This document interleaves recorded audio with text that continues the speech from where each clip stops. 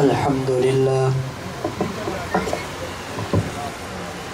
الحمد لله وحده لا شريك له،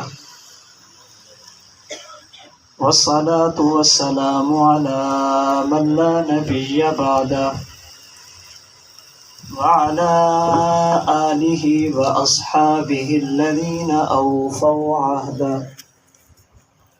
أما بعد فأعوذ بالله من الشيطان الرجيم. بسم الله الرحمن الرحيم. هو الذي أرسل رسوله بالهدى ودين الحق ليظهره على الدين كله. وقال النبي صلى الله عليه وسلم: لوددت أن أقتل في سبيل الله ثم أحيا ثم أقتل ثم أحيا ثم أقتل ثم أحيا ثم أقتل، أو كما قال النبي صلى الله عليه وسلم. اللهم صل على محمد وعلى آل محمد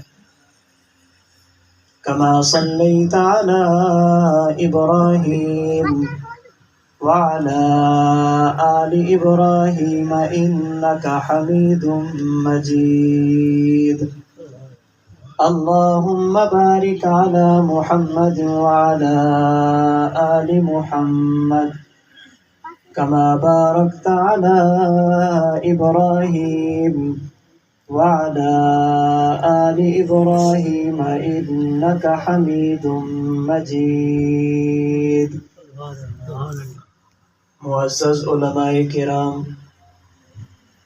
انتہائی واجب الاحترام بزرگوں، عزیز نوجوان دوستوں اور بھائیوں، اللہ رب العزت نے نبوت کا سلسلہ حضرت آدم علیہ السلام سے شروع فرمایا، اور نبوت کا سلسلہ خاتم الانبیاء حضرت محمد مصطفیٰ صلی اللہ علیہ وسلم پر مکمل فرمایا۔ اللہ نے اپنے پیغمبر کو آخری نبی بنایا، آپ کے دین اور شریعت کو آخری دین اور آخری شریعت بنایا۔ آپ پر اترنے والی کتاب قرآن کریم کو آسمانی کتابوں میں سے آخری کتاب بنایا۔ دین اسلام اور قرآن کریم کا خلاصہ دو چیزیں ہیں، نمبر 1 احکامات اور نمبر 2 شخصیات۔ دین یا احکام کی بات کرتا ہے یا افراد کی بات کرتا ہے، قرآن کریم یا احکام کی بات کرتا ہے یا شخصیات کی بات کرتا ہے۔ احکام سے مراد وہ چیزیں ہیں جو ہم نے کرنی ہیں یا جن سے ہم نے بچنا ہے، اور شخصیات سے مراد وہ افراد ہیں جن کے نقش قدم پر ہم نے چلنا ہے یا ان کے نقش قدم سے ہم نے بچنا ہے۔ اللہ رب العزت نے قرآن کریم میں جہاں پر ایمان کی بات کی ہے تو اہل ایمان کی بات بھی ساتھ کی ہے، جہاں پر اللہ نے تقوی کی بات کی ہے تو متقین کی بات بھی ساتھ کی ہے، اللہ نے سچائی کی بات کی ہے تو سچے لوگوں کا تذکرہ بھی ساتھ فرمایا۔ اگر قرآن میں اللہ نے کفر کی بات کی تو کفار کا تذکرہ بھی ساتھ فرمایا، شرک کی بات کی تو مشرکین کا تذکرہ بھی قرآن میں فرمایا۔ اللہ نے قرآن میں اچھے اور برے لوگوں کا تذکرہ اس لیے کیا تاکہ قیامت تک آنے والے انسان اچھے لوگوں کے نقش قدم پر چلیں اور برے لوگوں سے اپنے آپ کو بچائیں۔ اس لیے قرآن کریم کی پہلی سورۃ الفاتحہ میں اللہ نے ارشاد فرمایا: اہدنا الصراط المستقیم، ایمان والو مجھ سے دعا مانگو، اے اللہ ہمیں سیدھے راستے پر چلا، سیدھا راستہ کیا ہے؟ صراط الذین انعمت علیہم، یہ ان لوگوں کا راستہ ہے جن پر خدا نے انعام فرمایا، غیر المغضوب علیہم ولا الضالین۔ اللہ ہمیں ان لوگوں کے راستے سے بچانا جن پر آپ کا غضب اترا یا جو لوگ گمراہ ہوئے۔ میں نے اور آپ نے اچھے لوگوں کی زندگی کو پڑھ کر ان کے نقش قدم پر چلنا ہے، برے لوگوں کی زندگی کو دیکھ کر اپنے آپ کو ان سے بچانا ہے۔ اور ہمارے معاشرے کا دستور بھی یہی ہے، جب کوئی بڑا چھوٹے کو بات سمجھاتا ہے تو پھر اپنے معاشرے کے چند افراد کا تذکرہ اس کے سامنے کرتا ہے۔ باپ اپنی اولاد کو کہتا ہے کہ بیٹا پڑھو، پڑھ لکھ کر اپنا مستقبل اچھا بنو۔ اپنے چچا کے بیٹے کو دیکھو، اس نے تعلیم حاصل کی، آج اچھی ملازمت پر ہے۔ اپنے خالہ کے بیٹے کو دیکھو، اس نے محنت کی تو آج سکون سے زندگی گزار رہا ہے۔ اگر تم نے محنت نہ کی، اپنے فلاں رشتہ دار کو دیکھو، اس نے تعلیم حاصل نہیں کی تو آج ذلت کی زندگی گزار رہا ہے۔ جس طرح ہم معاشرے میں چھوٹوں کو سمجھانے کے لیے اچھے اور برے دونوں لوگوں کا تذکرہ کرتے ہیں، اللہ نے قرآن میں مجھے اور آپ کو سمجھانے کے لیے اچھے لوگوں کا تذکرہ بھی فرمایا اور برے لوگوں کا تذکرہ بھی فرمایا، تاکہ میں اور آپ اچھوں جیسا بننے کی کوشش کریں اور برے لوگوں سے اپنے آپ کو بچانے کی فکر اور کوشش کریں۔ اللہ کے وہ بندے جن سے اللہ راضی ہوا، جو اچھے بنے، میں نے اور آپ نے ان کے نقش قدم پر چلنا ہے۔ ان میں سے دو شخصیات کا تذکرہ آج کی اس نشست میں آپ کے سامنے کرنا چاہتا ہوں۔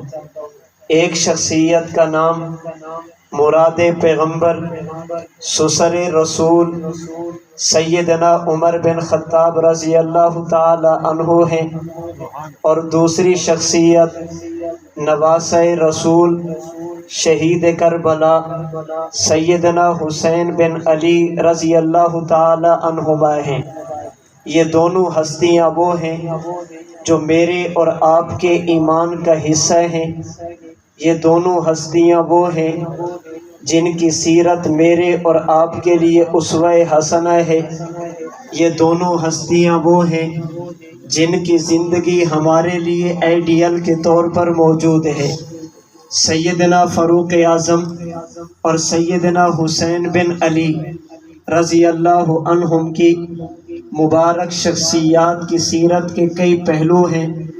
ان کی زندگی کے کئی ایک عنوانات ہیں جن پر بڑی تفصیل سے بات کی جا سکتی ہے۔ میں آج کی گفتگو میں آپ کی خدمت میں ان دو شخصیات کے حوالے سے 10 باتیں ایسی رکھنا چاہتا ہوں جو حضرت عمر اور حضرت حسین میں مشترکہ ہیں۔ وہ چیزیں عظمت کی ہوں گی، وہ چیزیں فضیلت کی ہوں گی، وہ چیزیں مقام اور مرتبہ کی ہوں گی، اور وہ چیزیں حضرت عمر میں بھی ملیں گی، وہ چیزیں حضرت حسین میں بھی ملیں گی۔ ان دونوں کی شخصیت، ان دونوں کی عظمت اور مقام کی پہلی وجہ دنیا کا دستور اور ضابطہ ہے۔ کسی بھی چیز کی قیمت، کسی بھی چیز کی اہمیت کے لیے یہ دیکھا جاتا ہے اس چیز کی بنیاد کیا ہے، اس چیز کا مٹیریل کیا ہے، اس چیز کو کس مٹیریل سے بنایا گیا۔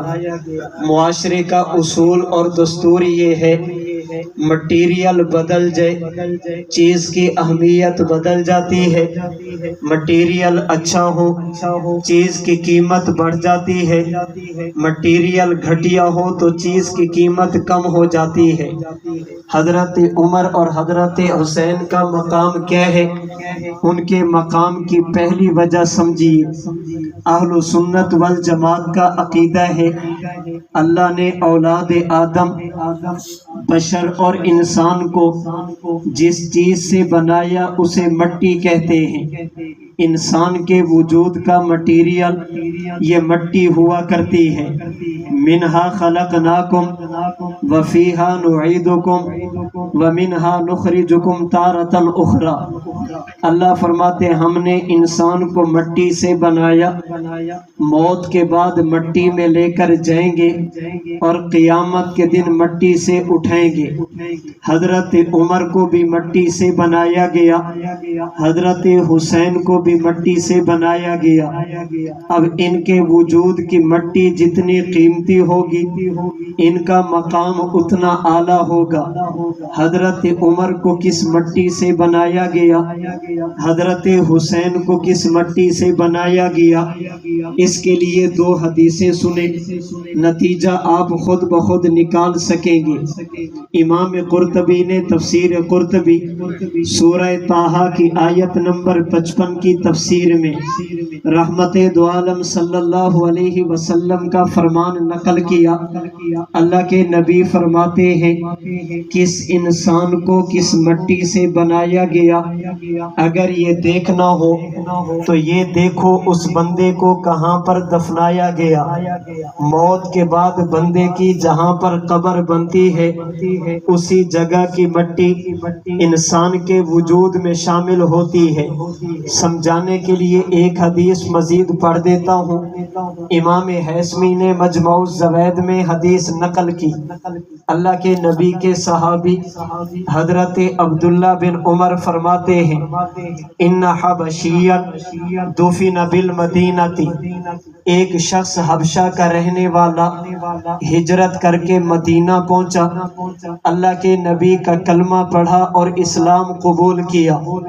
زندگی کے دن پورے ہوئے، اس حبشہ کے رہنے والے شخص کو مدینہ کی مٹی میں دفن کیا گیا۔ جب اللہ کے نبی کو علم ہوا، رحمت دو عالم صلی اللہ علیہ وسلم نے فرمایا دفن بالطینۃ التی خلق منہا، میرا یہ صحابی رہتا تو حبشہ میں تھا لیکن اس کو بنایا مدینہ کی مٹی سے گیا تھا، جس مٹی سے اسے بنایا گیا تھا اسی مٹی میں اسے دفنایا گیا۔ پتہ یہ چلا جس بندے کو جس مٹی سے بنایا جائے اسی جگہ پر انسان کی قبر بنتی ہے۔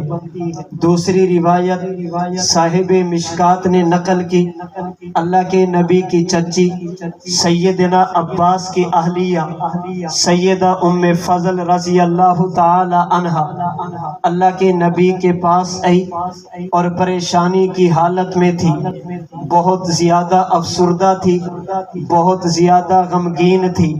اللہ کے نبی نے پوچھا چچی آپ اتنا زیادہ پریشان کیوں ہیں؟ عرض کیا یا رسول اللہ رأیت حلما منکرا، اللہ کے نبی رات میں نے خواب دیکھا اور خواب بہت ڈراؤنا تھا، میں نے خواب دیکھا، خواب بہت خطرناک تھا۔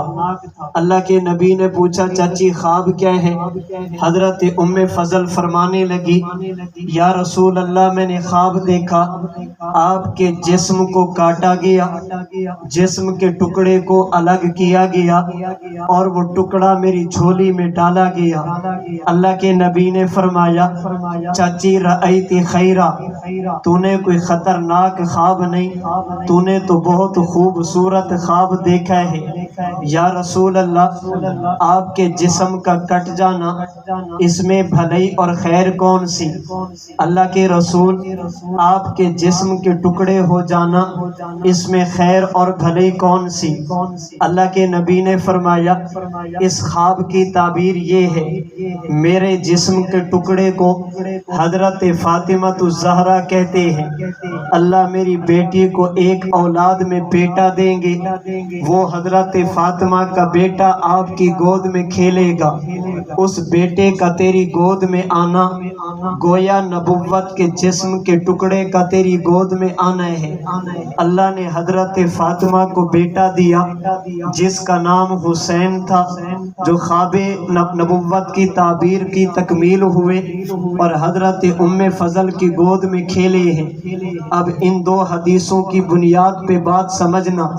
میں نے کہا انسان کو بنایا جاتا مٹی سے، کس انسان کے وجود میں مٹی کون سی؟ ایک حدیث میں نبوت نے بتایا جس جگہ پر انسان کی قبر بنے اسی جگہ کی مٹی انسان کے وجود میں شامل۔ دوسری حدیث میں نبوت نے بتایا میرے جسم کے ٹکڑے کو حسین کہتے ہیں۔ اب حضرت عمر کو کس مٹی سے بنایا گیا؟ اس کی آسان صورت میں اور آپ دیکھیں حضرت عمر کی قبر کہاں پر؟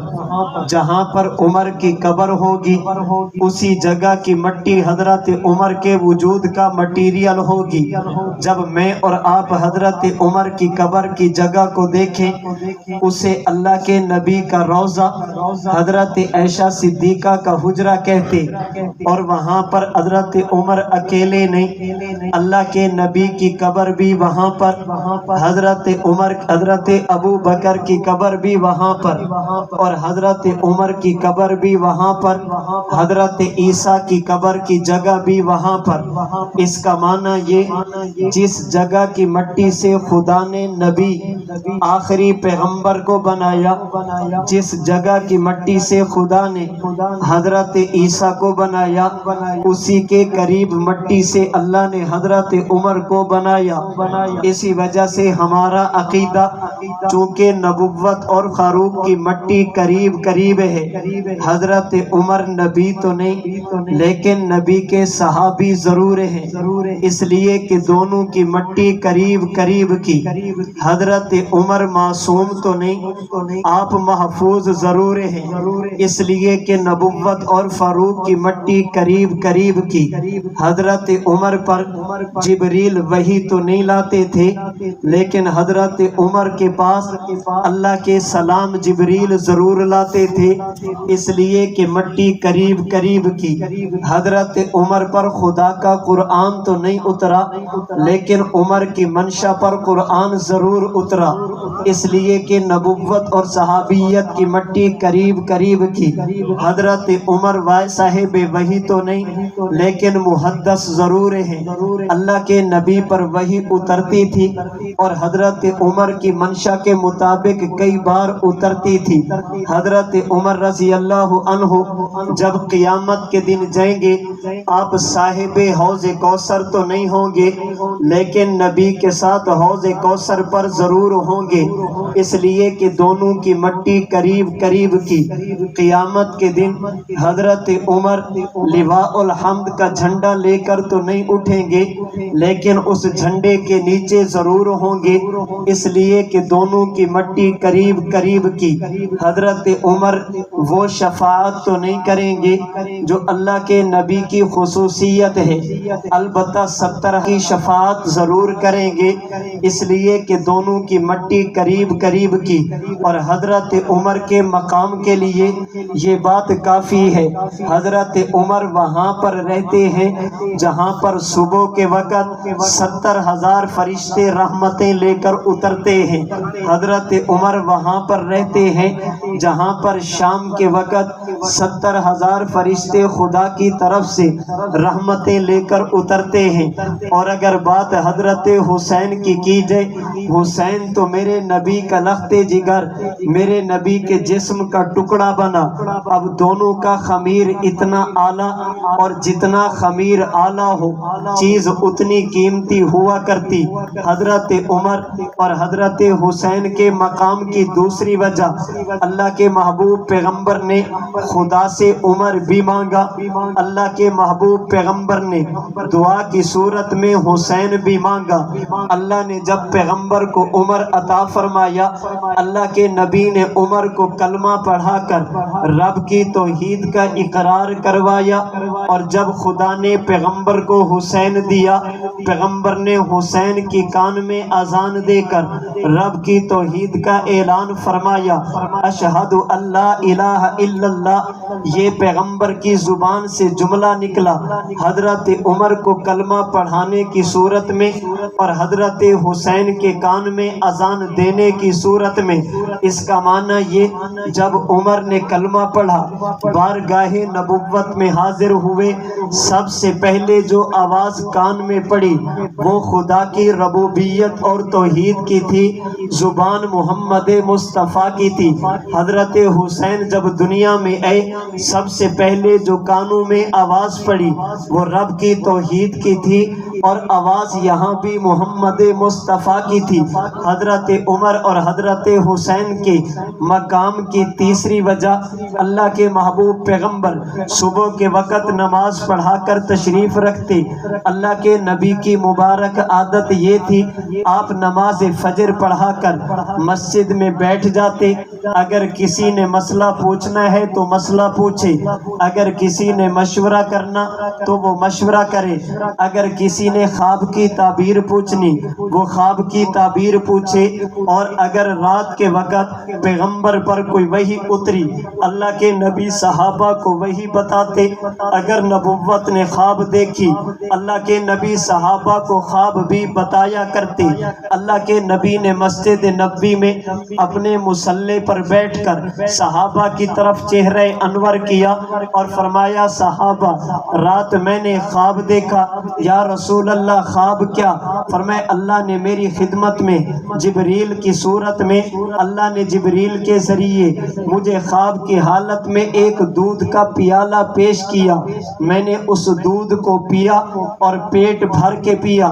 جب دودھ بچ گیا، میرے ساتھ حضرت عمر موجود تھے، میں نے اپنا جھوٹا حضرت عمر کے حوالے کیا۔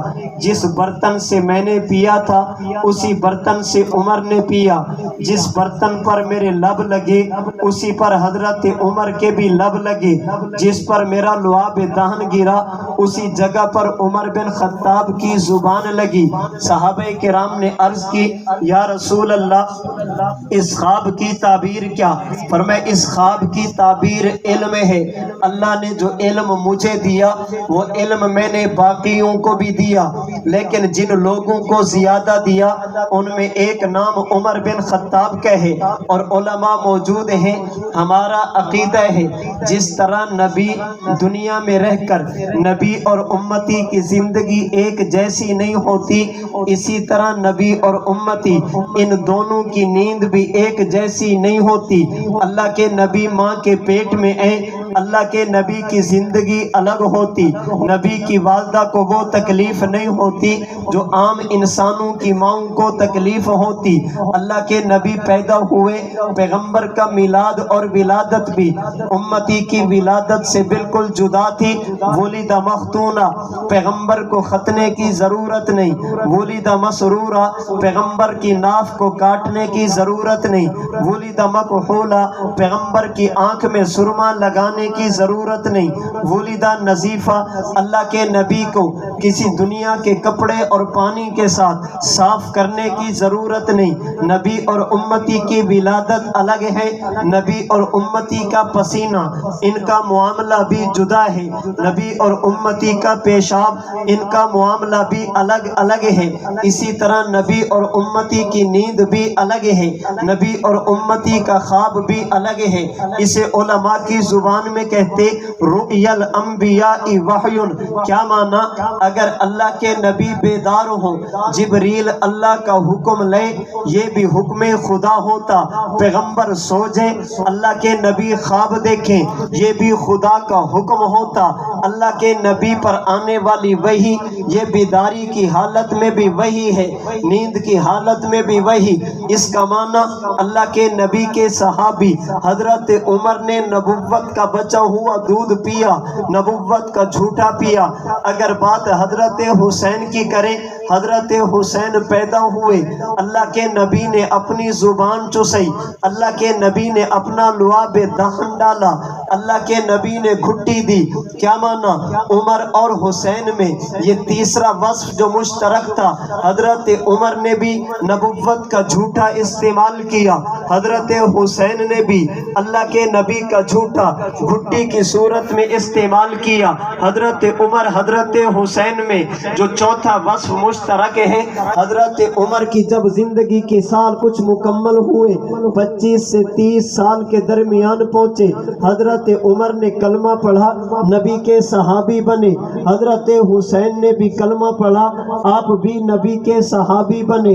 حضرت عمر نے بھی ایمان کی حالت میں اللہ کے نبی سے ملاقات کی، حضرت حسین نے بھی ایمان کی حالت میں نبوت سے ملاقات کی۔ حضرت عمر بھی نبوت کے شاگرد ہیں، حضرت حسین بھی اللہ کے نبی کے شاگرد ہیں۔ اور یاد رکھیے میرے دوستو، یاد رکھنا، اس کائنات میں ہمارا عقیدہ نبوت خدا کا عطائی منصب ہوتا تو صحابیت بھی خدا کی طرف سے وہ بھی منصب ہے۔ کیا مانا؟ کوئی نبی خود نبی نہیں بنتا، اللہ بناتے ہیں۔ کوئی صحابی بھی خود صحابی نہیں بنتا، اللہ بناتے ہیں۔ جسے نبوت نے ان الفاظ میں بیان کیا، ان اللہ اختارنی واختار لی اصحابی، لوگوں خدا نے نبوت کے لیے مجھ محمد کو چنا، پھر میرا ساتھ دینے کے لیے اللہ نے میرے صحابہ کو چنا۔ نبی بھی خود نہیں بنتا، اللہ بناتے ہیں، صحابی بھی خود نہیں بنتا، اللہ بناتے ہیں۔ نبوت کا تعلق بھی خدا کے انتخاب سے، صحابی کا تعلق بھی خدا کے انتخاب سے۔ اسی وجہ سے ہمارا عقیدہ کائنات میں کسی بندے کے لیے جائز نہیں خدا کے پیغمبر پر تنقید کرے۔ ہمارا یہ بھی عقیدہ کسی سائر صحابی کے لیے جائز نہیں وہ پیغمبر کے صحابی پر تنقید کرے۔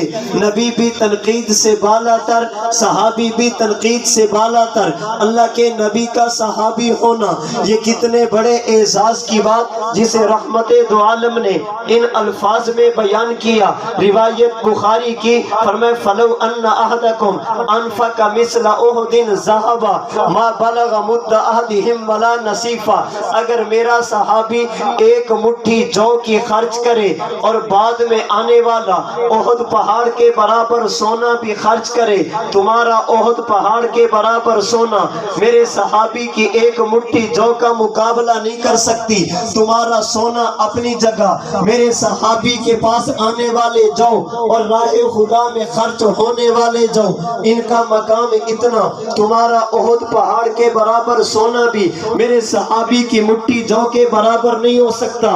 اور مجھے میرے اکابر نے جو عقیدہ بتایا، جو عقیدہ پڑھایا، جو عقیدہ سکھایا، جو عقیدہ سمجھایا، وہ یہ تھا، اگر کائنات میں پوری انسانیت کو ایک طرف رکھیے اور دوسری طرف پیغمبر کے ایک صحابی کو رکھیے، رب محمد کی قسم پوری انسانیت مل کر بھی کسی صحابی کے مقام کو نہیں پہنچ سکتی، کسی صحابی کی شان کا مقابلہ نہیں کر سکتی، کسی صحابی کے مرتبے کو انسانیت نہیں پہنچ سکتی۔ جسے عبداللہ بن مبارک نے ان الفاظ میں بیان کیا کہ عمر بن عبدالعزیز جیسے ہزاروں انسان ایک طرف رکھو، حضرت امیر معاویہ کے گھوڑے کو، گھوڑے کی ناک میں آنے والی مٹی کو آپ دوسری طرف رکھو، یہ ہزاروں عمر بن عبدالعزیز مل کر بھی امیر معاویہ کے گھوڑے کی ناک کی مٹی کا مقابلہ بھی نہیں کر سکتے، اس لیے کہ صحابی کے مقام کی وجہ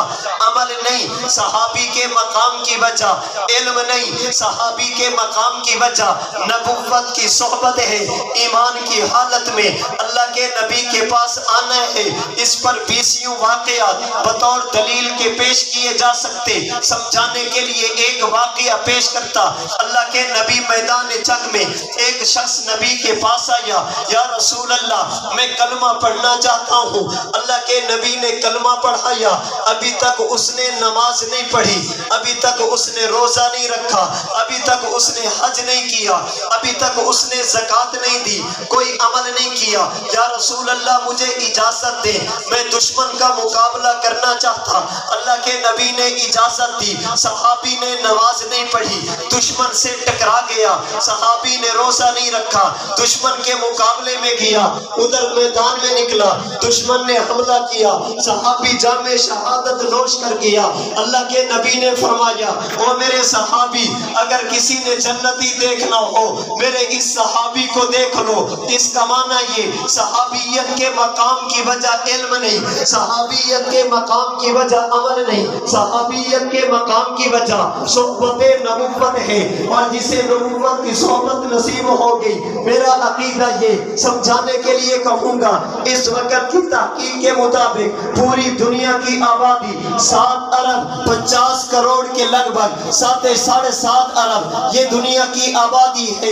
ایک طرف ان انسانوں کو رکھیے، اب ان 7.5 ارب لوگوں کو کلمہ پڑھا کر مسلمان کر دیں، آپ انہیں قرآن پڑھا کر حافظ بنا دیں، تجوید پڑھا کر آپ قاری بنا دیں، تفسیر پڑھا کر انہیں مفسر بنا دیں، حدیث پڑھا کر انہیں محدث بنا دیں، آپ فقہ پڑھا کر انہیں فقیہ بنا دیں، تصوف پڑھا کر انہیں صوفی بنا دیں، آپ انہیں زہد پڑھا کر زاہد اور متقی بنا دیں، آپ انہیں دنیا کے سارے علوم دے دیں، پھر یہ بندے ایسے ہوں جن کا دن گھوڑے کی پشت پر گزرے اور جن کی راتیں مصلے کی پشت پر گزرے، یہ دن اور رات عبادت کرنے والے یہ فرض کو چھوڑو تہجد بھی قضا نہ کریں، فرض کو چھوڑو یہ اشراق اور اوابین بھی کبھی نہ چھوڑیں، یہ قرآن کی تلاوت کرنے والے، ہر سال حج کرنے والے، ہزاروں مفسرین، ہزاروں قراء اور علماء کو ملائیے، یہ 7.5 ارب ایک طرف، اور دوسری طرف میرے نبی کا وہ صحابی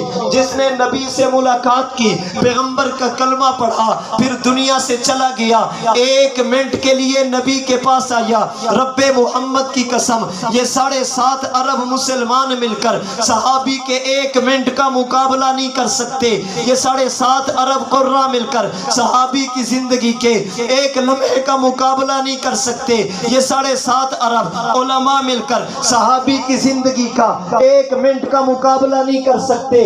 وجہ کیا؟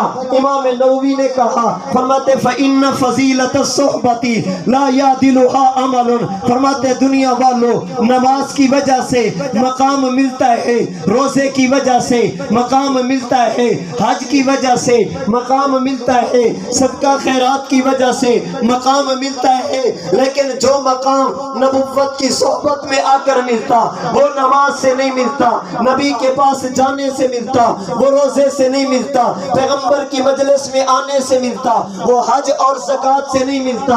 اس لیے ہمارا عقیدہ دنیا کا کوئی فرد پیغمبر پر بھی انگلی نہیں اٹھا سکتا، غیر صحابی پیغمبر کے صحابی پر بھی انگلی نہیں اٹھا سکتا۔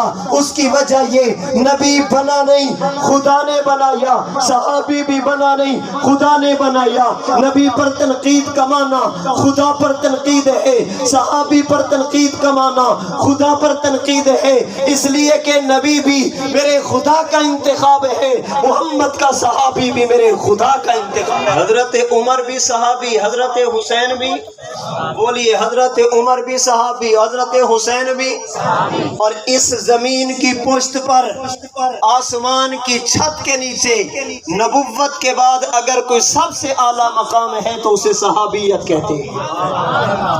لوگوں نے صحابیت کو سمجھا نہیں، صحابی کو عمل کے ترازو میں نہیں تولا جاتا، کسی صحابی کو عمل کے پلڑے میں نہیں تولا جاتا، فلاں صحابی نے یہ کیا، بابا صحابی عمل سے نہیں بنتا، صحابی خدا کے انتخاب سے بنتا، صحابیت کسی بندے کے منتخب کرنے سے نہیں بنتی، صحابیت کو اللہ منتخب کرتے، صحابیت کا تعلق الیکشن سے نہیں، صحابیت کا تعلق سلیکشن سے ہے، جس طرح نبوت کا تعلق الیکشن سے نہیں سلیکشن سے ہے۔ کوئی نبی کو نبی مانے وہ تب بھی نبی ہے، کوئی نہ مانے وہ تب بھی نبی ہے، کوئی صحابی کو صحابی مانے وہ تب بھی صحابی ہے، کائنات نہ مانے وہ تب بھی صحابی ہے۔ صحابی میرے اور آپ کا محتاج نہیں، حضرت عمر اور حضرت حسین میں یہ وصف مشترک، اللہ نے دونوں کو نبی کا شاگرد بنایا۔ حضرت عمر حضرت حسین میں 5واں مشترکہ وصف صحابہ کرام میں دو قسم کے صحابہ ہیں، بعض وہ جنہوں نے نبی کا کلمہ پڑھا، اللہ کے نبی کے ساتھ ایمان کا رشتہ جوڑا، نبی کے ساتھ خاندان کا رشتہ نہیں، اللہ کے نبی کے ساتھ برادری کا رشتہ نہیں، اللہ کے نبی کے ساتھ حسب اور نسب کا رشتہ نہیں، نبی کے ساتھ جسمانی رشتہ نہیں، فقط ایمانی رشتہ۔ اور پیغمبر کی صحابہ دوسرے وہ جنہوں نے نبی کا کلمہ پڑھا، رشتہ ایمان کا بھی جوڑا، اگر بات خاندان کی آ گئی نبی کے خاندان کے فرد بھی بنے، اللہ کے نبی کے ساتھ جسمانی رشتہ بھی جوڑا۔ اور یاد رکھیے کسی بھی نبی کے ساتھ اصل رشتہ ایمان کا ہے، اصل رشتہ خون کا نہیں۔ اگر نبی کا بیٹا کلمہ نہیں پڑھا یہ رشتہ کسی کام کا نہیں، نبی کا والد کلمہ نہیں پڑھا یہ رشتہ کسی کام کا نہیں، نبی کی بیوی کلمہ نہیں پڑھا رشتہ کسی کام کا نہیں۔ ہاں اگر ایمان بھی ہو ساتھ خونی رشتہ بھی ہو یہ نور علی نور ہوگا، دوہری فضیلت سونے پر سہاگا ہوگا۔ اگر حضرت عمر کو دیکھیں نبی کا کلمہ پڑھا، اللہ کے نبی کے صحابی بنے، حضرت حسین نے کلمہ پڑھا نبی کے صحابی بنے۔ اگر بات رشتے کی جائے حضرت عمر نے اپنی بیٹی اللہ کے نبی کو دی، نبی کے سسر بنے۔ حضرت علی نے اپنی بیٹی حضرت ام کلثوم حضرت عمر بن خطاب کو دی جو نبی کی نواسی تھی، یہ بہن حضرت حسین کی ہے، بیٹی حضرت علی اور فاطمہ کی ہے، بیوی حضرت عمر بن خطاب کی ہے۔ کیا مانا؟ حضرت نبی کریم صلی اللہ علیہ وسلم نے حضرت عمر سے بیٹی لی، اللہ کے نبی نے حضرت علی کو بیٹی دی، اور حضرت علی نے حضرت عمر کو بیٹی دی۔ حضرت ام کلثوم کا نکاح حضرت عمر بن خطاب سے حضرت علی المرتضیٰ نے کیا۔ اگر نبی کو بیٹی دی نبی کے سسر بنے، نبی کی نواسی سے نکاح کیا، یہ دوہرا رشتہ تھا۔ تبھی تو علماء نے لکھا حضرت عمر نے حضرت حسین کو کہا حسین آپ ہمارے پاس آیا کرو۔ حضرت حسین تو ویسے بھی جاتے اس لیے کہ ہمشیرہ کا گھر ہے، کہا پھر بھی آیا کرو۔ حضرت حسین گئے ملاقات کرنے کے لیے، حضرت عبداللہ بن عمر بیٹھے دروازے کے اندر بیٹھے، حضرت حسین نے کہا حضرت عمر سے ملاقات کرنی، فرمائے ابا جان کسی کام میں مصروف ہے، کسی میٹنگ میں کسی مشورے میں مصروف ہے، میں نے اجازت مانگی مجھے اجازت نہیں ملی، میں بیٹھا ہوں آپ بھی بیٹھ جائیں، اجازت ملے گی تو دونوں جائیں گے۔ حضرت حسین چلے گئے، اگلے دن حضرت عمر ملے، فرمائے حسین آپ ہمارے پاس آئے نہیں، فرمایا کہ امیر المؤمنین آیا تھا، کہا ملے کیوں نہیں، کہا دروازے پر شہزادہ بیٹھا تھا، آپ کا بیٹا بیٹھا تھا، مجھے کہنے لگا مجھے اجازت نہیں ملی، میں نے کہا جب عبداللہ کو اجازت نہیں پھر مجھے اجازت کیسے ملے گی، میں یہ سوچ کر واپس آ گیا۔ حضرت عمر کی آنکھوں میں آنسو آ گئے، فرمانے لگے حسین تو نے اپنے آپ کو عبداللہ جیسا کب سمجھ لیا، وہ میرا بیٹا، تو علی کا بیٹا، وہ اپنی ماں کا بیٹا، تو فاطمہ کا بیٹا، اس کا نانا اور ہے، تیرا نانا اور ہے، تیرا اور عبداللہ کا معاملہ جدا ہے۔ حسین یاد رکھ اللہ نے جو مجھے عزت کا تاج پہنایا اس میں کرم خدا کا ہے، اس کے بعد احسان محمد مصطفیٰ کا ہے۔ اگر نبی کا کلمہ نہ پڑھتا یہ اعزاز مجھے نہ ملتا۔ میرا بیٹا آئے گا اجازت لے کر آئے گا، حسین تجھے اجازت لینے کی ضرورت نہیں، تو صبح اے میرے در تب بھی کھلے ہیں، تو شام کو آ جائے میرے در تب بھی کھلے ہیں۔ فرمایا حسین تیرا اور عبداللہ کا معاملہ جدا جدا ہے۔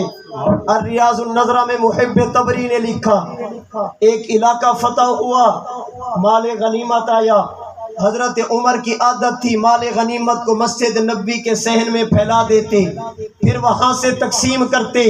حضرت حسن آگے امیر المومنین میرا حصہ دیجئے، فرمائے 1000 درہم اٹھا لو۔ حضرت حسین آگے امیر المومنین میرا حصہ، فرمائے 1000 تم بھی اٹھا لو۔ حضرت عبداللہ بن عمر حضرت عمر کے بیٹے ہیں، فرمائے امیر المومنین میرا حصہ، کہا عبداللہ 500 اٹھا لو۔ حضرت عبداللہ رک گئے، ابا جان انہیں 1000 دیا، مجھے 500 دیا، حالانکہ میں عمر میں بڑا، میں لڑنے والا، میدان میں جانے والا، جب حسن و حسین کھیلتے تھے میں دشمن کا مقابلہ کرتا، آپ نے انہیں زیادہ مجھے تھوڑا کیوں دیا؟ حضرت عمر فرمانے لگے، الریاض النظرہ کے الفاظ، حضرت عمر فرمانے لگے عبداللہ تجھے بھی اتنا دوں گا جتنا حسن و حسین کو دیا، لیکن ایک کام تو کرنا۔ کہا ابا جان وہ کام کون سا؟ کہا والد ایسا لے کر آ جو ان کے والد جیسا، والدہ ایسی لے کر آ جو ان کی والدہ جیسی، نانا ایسا لے کر آ جو ان کے نانا جیسا، نانی ایسی لے کر آ جو ان کی نانی جیسی، ماموں ایسے لے کر آ جو ان کے ماموں جیسے، خالہ ایسی لے کر آ جو ان کی خالہ جیسی۔ پھر حضرت عمر نے وضاحت کی، فرمائے حسین کے والد کو علی کہتے، والدہ کو فاطمہ کہتے، نانے کو محمد مصطفیٰ کہتے، نانی کو خدیجۃ الکبریٰ کہتے، خالہ کو سیدہ رقیہ زینب ام کلثوم کہتے، ماموں کو سیدنا ابراہیم، سیدنا عبداللہ، سیدنا قاسم کہتے۔ حضرت عبداللہ کہنے لگے ابا جان یہ تو میرے بس میں نہیں، ایسا گھرانہ میں کہاں سے لے کر آؤں گا؟ کہا بیٹا اگر ایسا گھرانہ تو نہیں لا سکتا پھر عمر بھی تجھے ان کے برابر نہیں دے سکتا۔ عمر بتانا چاہتا ہے اپنے محسنوں کو قدر کی نگاہ سے دیکھا جاتا، جن کی وجہ سے عزت ملے ان کی پھر قدر کی جاتی ہے۔ حضرت عمر نبی کے صحابی بھی ہیں، نبی کے رشتہ دار بھی ہیں۔ اللہ کے نبی کو بیٹی دی تو سسر بنے، حضرت علی سے بیٹی لی تو اللہ کے نبی کے ساتھ دوہرا رشتہ جڑا۔ اور اگر بات حضرت حسین کی کیجئے، آپ تو اللہ کے نبی کے نواسے سیدنا حسنین کریمین رضی اللہ تعالی عنہما، یہ اللہ کے نبی کے ساتھ ان کو دوہری نسبت۔ اگر یہ وجہ دیکھی جائے اس اعتبار سے بھی اللہ نے دونوں کو نوازا۔ ان کے مقام کی چھٹی وجہ جو حضرت عمر میں بھی موجود، حضرت حسین میں بھی موجود ہے۔ اللہ نے قرآن کریم کے 5ویں پارے میں 4 طبقات کا ذکر کیا جن پر اللہ نے انعام کیا۔ نمبر 1 انبیاء، نمبر 2 صحابہ، نمبر 3 شہداء، نمبر 4 اولیاء۔ یہ حضرت عمر اور حضرت حسین وہ ہیں جو نبی تو نہیں پیغمبر کے صحابی بھی ہیں، یہ دونوں شہید بھی ہیں، یہ دونوں ولی بھی ہیں۔ اللہ نے جن 3 طبقات کا تذکرہ نبوت کے علاوہ کیا وہ حضرت عمر میں بھی موجود، حضرت حسین میں بھی موجود۔ ان دونوں کا 7واں مشترکہ وصف جو اللہ نے دونوں کو عطا فرمایا، حضرت عمر کا دین بھی وہی تھا جو حضرت حسین کا دین تھا، دونوں کا کلمہ وہی جو حضرت نبی کریم صلی اللہ علیہ وسلم نے دیا۔ اس کا ایک جز لا الہ الا اللہ، دوسرا جز محمد الرسول اللہ، دونوں کا کلمہ 2 جزوں والا۔ اگر بات دین کی جائے، 3 نام اذان کا، حضرت عمر کی اذان اللہ اکبر سے شروع لا الہ الا اللہ پر ختم، حضرت حسین کی اذان بھی اللہ اکبر سے شروع لا الہ الا اللہ پر ختم ہے۔ اگر بات نماز کی جائے دونوں کی نماز بھی ایک ہے۔ اگر بات قرآن کی جائے دونوں کا قرآن بھی ایک ہے، الحمد سے شروع ہوتا والناس پر ختم ہوتا۔ رب نے جو دین پیغمبر کو دیا، پیغمبر نے صحابہ کو دیا، حضرت عمر نے بھی اسی دین کو لے کر بات کی ہے، حضرت حسین نے بھی خدا کے اسی ایک دین کی بات کی۔ حضرت عمر اور حضرت حسین کا 7واں وصف، 8واں وصف جو دونوں میں مشترک ہے، اللہ نے دونوں کو شجاعت اور بہادری کی دولت عطا فرمائی تھی۔ حضرت عمر بھی بہادر، حضرت حسین بھی بہادر۔ حضرت عمر کتنے بہادر؟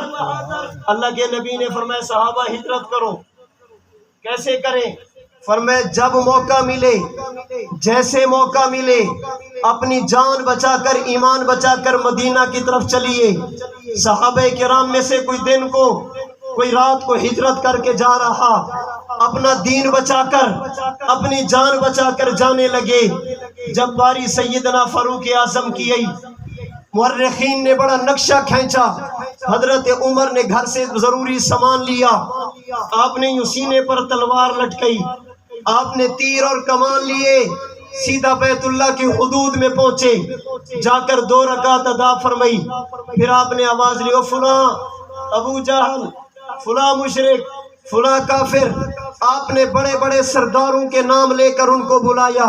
جب سردار اکٹھے ہو گئے فرمانے لگے آج خطاب کا بیٹا مکہ چھوڑنے لگا ہے، آج عمر مکہ سے مدینہ جانے لگا ہے، اور تمہیں بتا کر جا رہا ہوں، اس لیے نہیں جا رہا کہ تم سے ڈرتا ہوں، میرے جانے کی وجہ موت کا خوف نہیں، موت کا ڈر نہیں، جا اس لیے رہا ہوں کہ میرے نبی نے کہا اگر میرا پیغمبر نہ کہتا رب محمد کی قسم میں کبھی یہاں سے ہجرت نہ کرتا، اور بتا کر اس لیے جا رہا ہوں میرے جانے کے بعد بک بک نہ کرنا، بتا کر جاتا تو ہم دیکھتے، بتا کر جاتا تو ہم دیکھتے کیسے جاتا، تمہیں بتا کر جا رہا ہوں. حضرت عمر نے جملے کہے، فرمائے اگر کسی ماں نے وہ بیٹا جنا جو خطاب کے بیٹے کا راستہ روک سکے، فلاں وقت فلاں راستے سے جاؤں گا، میرے راستے میں آ جانا، میں دیکھتا ہوں کون ہے جو میرا راستہ روکتا. اگر کسی کو شوق ہو اپنی ماں کو رلانے کا، اگر کسی کو شوق ہو بچوں کو یتیم کروانے کا، اگر کسی کو شوق ہو بیوی کو بیوہ کرانے کا، ابن خطاب کا راستہ روک کر دیکھے. میں دیکھتا ہوں کس ماں نے وہ بیٹا جنا جو مجھے روک سکے، تمہیں بتا کر علن اعلان جا رہا. تبھی صلح حدیبیہ کے موقع پر اللہ کے نبی نے کہا تھا عمر جاؤ اور جا کر اہل مکہ کو سمجھاؤ ہم لڑنے کے لیے نہیں عمرہ کرنے کے لیے آئے ہیں، ہم جنگ کے لیے نہیں طواف کرنے کے لیے آئے ہیں. حضرت عمر نے جواب دیا، میں اپنے ذوق میں حضرت عمر کے جملوں کو نقل کرتا ہوں. عرض کیا یا رسول اللہ مکہ والوں کو زبان سے سمجھانا ہے یا تلوار سے؟ سبحان اللہ. انہیں زبان سے سمجھاؤں یا تلوار سے؟ فرمایا عمر زبان سے، تلوار کی ضرورت نہیں. عرض کیا یا رسول اللہ اگر زبان سے پھر عثمان کو بھیجیے، پھر مجھے مت بھیجیے، میں جاؤں گا، میں نے کہنا ہے عمرہ کرنے دو. اگر انہوں نے کہا نبی کو نہیں کرنے دیں گے، یہ جو نہیں کریں گے نا یہ مجھ سے برداشت نہیں ہوگی، میں ان زبانوں کو کاٹ دوں گا جو یہ کہیں گی ہم نبی کو عمرہ نہیں کرنے دیتے.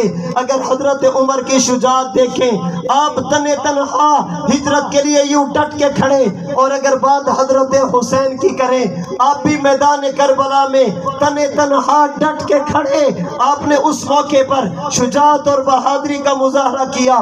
ان دونوں میں یہ 8واں وصف شجاعت والا بہادری والا مشترک تھا. نمبر 9 حضرت عمر اور حضرت حسین یہ دونوں وہ تھے جنہوں نے اللہ کے نبی کی خواہش کو مکمل کیا. میں نے ایک آیت پڑھی، ایک حدیث پڑھی، اللہ قرآن میں فرماتے ہیں هو الذی ارسل رسولہ بالہدی ودین الحق لیظہرہ علی الدین کلی. اے پیغمبر میں نے دین آپ کو دیا تاکہ یہ دین پوری دنیا پر غالب آ جائے، تمام ادیان پر غالب آ جائے. پیغمبر کی اس خواہش کو پورا کیا، اسے عمر بن خطاب کہتے.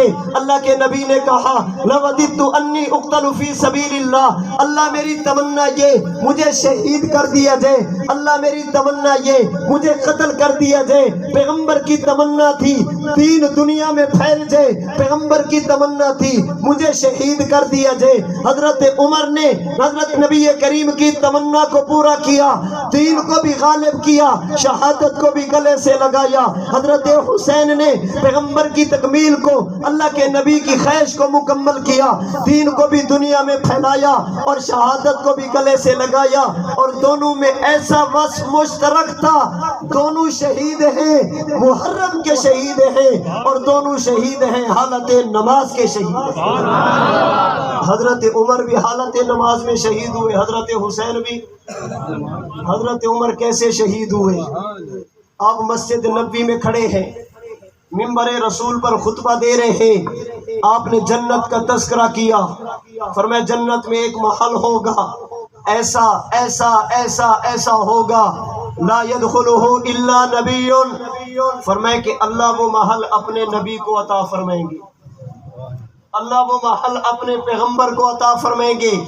یہ مسجد نبوی کا منبر، ادھر اللہ کے نبی کا روزہ.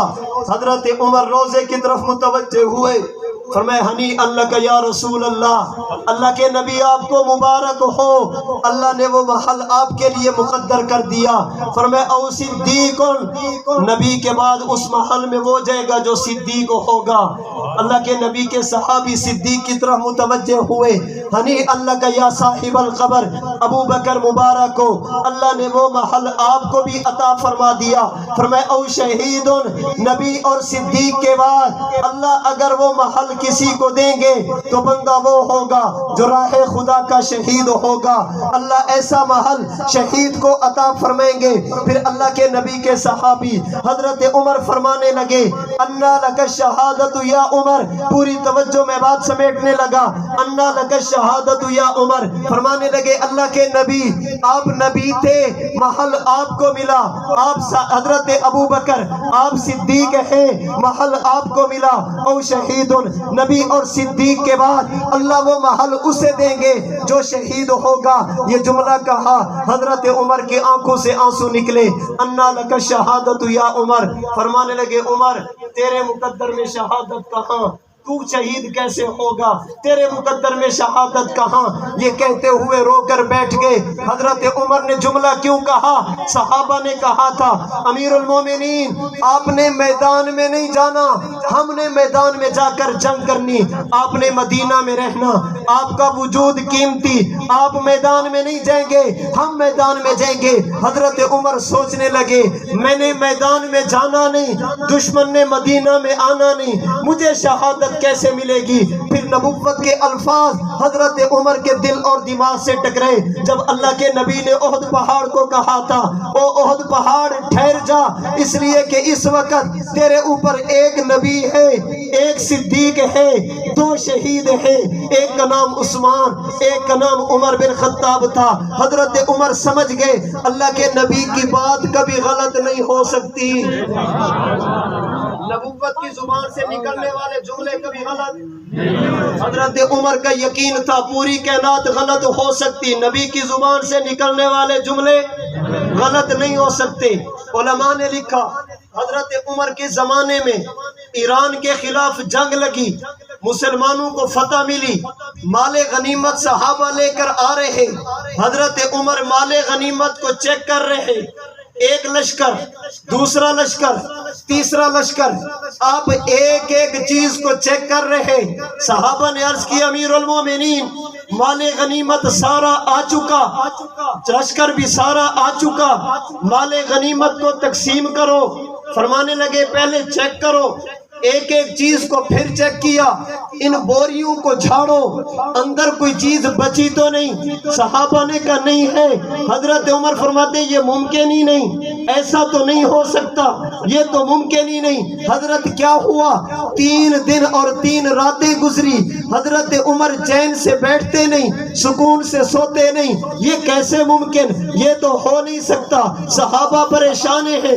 تیسرا دن آیا، ایک بندہ حضرت عمر کی دربار میں حاضر ہوا، ہاتھ میں چمڑے کا تھیلا لے کر ہاتھ باندھ کر کھڑا ہوا، امیر المؤمنین سب سے پہلے معذرت چاہتا ہوں، اس ایران کی جنگ میں بھی شریک تھا، جن لوگوں نے مال غنیمت سمیٹا ان میں بھی شامل تھا، اس تھیلے میں مال غنیمت کے کچھ زیورات ہیں، مال غنیمت کی کچھ چیزیں ہیں، آپ یہ لے لیں۔ جب اس نے تھیلا کھولا، مال غنیمت کو پلٹا، نیچے گرایا، حضرت عمر کی آنکھوں سے خوشی کے آنسو چھلکنے لگے، فرمانے لگے میں بھی تو یہی کہہ رہا تھا، یہ بات ممکن نہیں، ایسا ہو نہیں سکتا۔ حضرت کیا ہوا؟ فرمایا کہ اب میں نہیں بتاؤں گا، بلائیے سراقہ کو۔ حضرت سراقہ کو بلایا گیا، سراقہ بتا واقعہ کیا پیش آیا؟ کہنے لگے میں اللہ کے نبی کے پیچھے ہجرت کی رات چلا، اللہ کے نبی نے مجھے لمبا واقعہ، پھر آخر نبوت نے مجھے کہا سراقہ اگر تو کلمہ پڑھ لے ایک وقت آئے گا ایران کے بادشاہ کے کنگن ہوں گے، تیرے ہاتھ ہوں گے، زیورات ہوں گے، اللہ تجھے نصیب کریں گے۔ حضرت عمر فرماتے ہیں میں بھی سوچ رہا تھا مال غنیمت آ گیا، کنگن کدھر ہے؟ مال غنیمت آ گیا، زیورات کدھر ہے؟ جب نبی نے کہہ دیا آئیں گے تو میں یقین تھا کہ آئیں گے، لیکن وہ کیوں نہیں آئے؟ وہ آدمی کہنے لگا حضرت مسئلہ یہ تھا میں راستے میں بچھڑ گیا، قافلے سے الگ ہو گیا، بیمار ہوا، 3 دن جنگل میں پڑا رہا، آج افاقہ ہوا، آپ کے پاس آیا۔ حضرت عمر نے جملہ کہا، فرمایا نوجوان، جس فوج میں، جس لشکر میں آپ جیسے سپاہی ہوں، اسے دنیا کی کوئی طاقت شکست نہیں دے سکتی۔ حضرت عبد الرحمن بن عوف کھڑے، حضرت عمر کے کندھے پہ ہاتھ رکھا، کہا امیر المومنین آپ نے جملہ ٹھیک نہیں کہا۔ کہا میں عبد الرحمن کیا کہوں، کیا جملہ کہنا چاہیے؟ کہا یوں نہ کہو، جس فوج میں آپ جیسے سپاہی اسے شکست کوئی نہیں دے سکتا، بلکہ یوں کہو، بلکہ میں کہتا ہوں جس قوم کا حاکم عمر بن خطاب جیسا ہو، اس قوم کے فوجی پھر یوں ہوا کرتے ہیں۔ فرماتے میں بھی سوچ رہا تھا، نبی نے کہہ دیا تو اللہ کے نبی کا فرمان سچ ہوگا۔ حضرت عمر نے کہا محل میں کون جائے گا نبی، کون جائے گا صدیق، کون جائے گا شہید؟ فرمان لگے انا لک شہادت یا عمر، عمر تیرے مقدر میں شہادت کہاں، میدان میں تو نے نہیں جانا، مدینہ میں دشمن نے نہیں آنا۔ پھر آپ کو نبوت کے الفاظ یاد ہے، آپ نے اپنے آنسو صاف کیے، مسجد نبوی کے منبر پہ کھڑے ہوئے، فرمانے لگے ان الذی اخرجنی من مکہ الی دار الہجرہ لقادر علی ان یسوق الی الشہادہ۔ عمر پریشان کیوں ہوتا ہے؟ جو خدا آپ کو مکہ سے مدینہ لا سکتا ہے، وہ خدا اس بات پر بھی قادر ہے آپ کو میدان میں لے کر نہ جائے، شہادت کو کھینچ کر آپ کے قدموں میں لے کر آ جائے۔ حضرت عمر بھی شہید، حضرت حسین بھی۔ آپ کے وصف کی 10ویں اور آخری وجہ، مقام کی آخری وجہ جو دونوں میں مشترک ہے، اللہ نے دونوں کو جنتیوں کا سردار بنایا۔ رحمت دو عالم نے فرمایا سیدہ شباب اہل الجنہ الحسن والحسین، میرا حسن اور میرا حسین یہ جنتی جوانوں کے سردار ہوں گے۔ اور جب بات بڑوں کی گئی فرمایا ابو بکر و عمر سیدہ کہول اہل الجنہ، وہ لوگ جو دنیا سے جائیں گے بڑی عمر میں، دنیا سے جائیں گے بڑھاپے کی حالت میں، جب قیامت کا دن ہوگا اللہ ان کی سرداری حضرت ابو بکر حضرت عمر کو عطا فرمائیں گے۔ اللہ نے حسین کو صرف جنتی نہیں جنتیوں کا سردار بنایا، اللہ نے عمر کو بھی صرف جنتی نہیں جنتیوں کا سردار بنایا۔ ہم اس لیے ان دونوں کو مانتے ہیں، حضرت عمر بھی ہمارا ایمان، حضرت حسین بھی ہمارا ایمان، حضرت عمر بھی ہمارے آنکھوں کا چین، دل کا سرور ہے، حضرت حسین بھی ہمارے ایمان کا جز ہے، ہمارے دل کی ٹھنڈک، ہماری آنکھوں کا نور ہے، ہمارے دل کا سرور ہے۔ ان دونوں کو ہم مانتے ہیں مشترکہ اوصاف کی بنیاد پر۔ ان کے مقام کی پہلی وجہ، ان دونوں کی مٹی نبوت کی مٹی کے قریب قریب سے لے کر ان دونوں کو بنایا گیا۔ ان دونوں کے مقام کی دوسری وجہ، حضرت عمر نبوت کے پاس ہے، سب سے پہلے نبوت کی آواز کانوں میں پڑی اشہد اللہ الہ الا اللہ کی صورت میں۔ حضرت حسین دنیا میں ہے، سب سے پہلے نبوت کی آواز پڑی اللہ اکبر کی صورت میں۔ ان کے مقام کی تیسری وجہ، حضرت حسین نے بھی اللہ کے نبی کی گھٹی، اللہ کے نبی کا جھوٹا استعمال کیا، حضرت عمر نے بھی اللہ کے نبی سے بچا ہوا دودھ یہ استعمال کیا۔ ان کے مقام کی چوتھی وجہ، حضرت عمر بھی صحابی، حضرت حسین بھی صحابی۔ ان کے مقام کی پانچویں وجہ، حضرت عمر بھی نبی کے رشتہ دار، حضرت حسین بھی نبی کے رشتہ دار۔ ان کے مقام کی چھٹی وجہ، حضرت عمر بھی صدیقین میں شامل، حسین بھی صدیقین میں شامل، عمر بھی شہداء میں شامل، حسین بھی شہداء میں شامل، عمر بھی صالحین میں شامل، حسین بھی صالحین میں شامل۔ ان کے مقام کی ساتویں وجہ، دونوں کا دین ایک تھا، کلمہ ایک تھا، نماز ایک تھی، اذان ایک تھی، قرآن ایک تھا، روزہ ایک تھا، حج اور زکوٰۃ ایک تھی۔ مقام کی آٹھویں وجہ، عمر بھی بہادر، حسین بھی بہادر، وہ بھی اکیلا ڈٹنے والا، یہ بھی اکیلا ڈٹنے والا۔ ان کے مقام کی نویں وجہ، ان دونوں نے نبوت کی خواہش کو پورا کیا، دین کو دنیا میں پھیلایا، شہادت کو گلے سے لگایا۔ ان کے مقام کی 10ویں اور آخری وجہ، حضرت عمر بھی جنتیوں کے سردار ہوں گے، حضرت حسین بھی جنتیوں کے سردار ہوں گے۔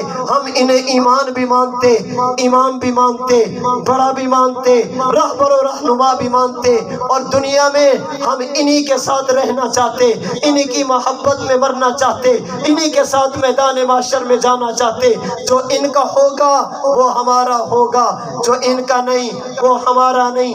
امام طحاوی کی زبان میں کہنا چاہوں گا، نحبهم نحب من يحبهم ونبغض من يبغضهم۔ جو صحابہ کا محب ہوگا ہمارا محبوب ہوگا، جو صحابہ سے نفرت کرے گا ہم اسے پاؤں کے جوتے کی نوک پر بھی نہیں رکھتے۔ ہم صحابہ کے محبین کو اپنا امام سمجھتے۔ صحابہ سے نفرت کرنے والوں سے ہم دنیا میں بھی الگ رہنا چاہتے، قبر میں بھی الگ رہنا چاہتے، میدان محشر میں بھی الگ رہنا چاہتے۔ اللہ مجھے اور آپ کو سیدنا فاروق اعظم، سیدنا حسین ابن علی کے بارے میں جو اعتقادات ہیں انہیں ماننے کی، اور جو عملیات ہیں اللہ انہیں اپنی عملی زندگی میں لانے کی توفیق عطا فرمائے۔ وآخر دعوانا ان الحمد للہ رب العالمین۔